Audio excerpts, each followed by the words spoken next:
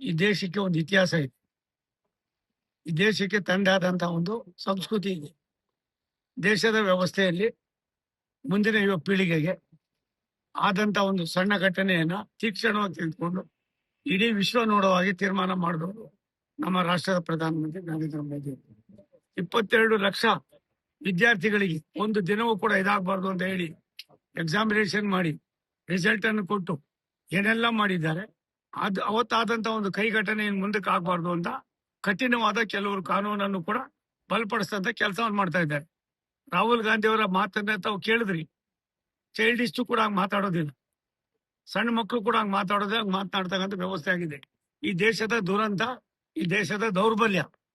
ಇಂಥವ್ರು ಈ ದೇಶದ ವಿರೋಧ ಪಕ್ಷ ನಾಯಕರಾಗಿ ಅವ್ರ ನಡವಳಿಕೆ ಇವತ್ತು ಒಂದು ರೀತಿ, ನಾನು ಕೂಡ 48 ವರ್ಷ ರಾಜಕಾರಣದಲ್ಲಿ ಇದ್ದೇನೆ, ಅನೇಕ ಏಳು ಬೀಳುಕೊಂಡು ಕಂಡಿದ್ದೇನೆ.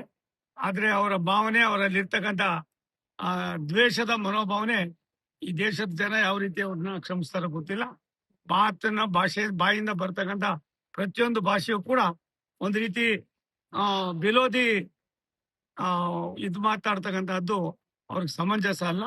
ಆದ್ರೆ ದೇಶದ ಇತಿಹಾಸದಲ್ಲಿ ರಾಷ್ಟ್ರದ ಪ್ರಧಾನಮಂತ್ರಿಗಳ ಸನ್ಮಾನ್ಯ ನರೇಂದ್ರ ಮೋದಿ ಅವರ ತೀರ್ಮಾನವನ್ನ ವಿಶ್ವವೇ ಮೆಚ್ಚಿಕೊಂಡಿದೆ.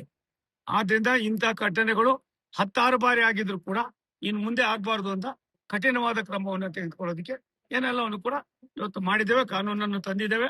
ಆ ಕಾನೂನಿನ ಅಡಿಯಲ್ಲಿ ಇನ್ನು ಮುಂದೆ ಆಗ್ತಕ್ಕಂಥ ಎಂತ ಒಂದು ಸಂದರ್ಭದಲ್ಲೂ ಕೂಡ ಕಾನೂನನ್ನ ಮೀರಿ ಹೋಗೋದಕ್ಕಾಗೋದಿಲ್ಲ. ಭಯ ಬರ್ತದೆ, ಭೀತಿ ಬರ್ತದೆ, ಮತ್ತೆ ಯಾವುದೇ ಅಧಿಕಾರಿಗಳಿರ್ಬೋದು, ಮತ್ತೊಬ್ರು ಇರ್ಬೋದು, ಎಚ್ಚರಿಕೆಯಿಂದ ಕೆಲಸ ಮಾಡೋದಕ್ಕೆ ಒಂದು ಅವಕಾಶಗಳಾಗ್ತದೆ.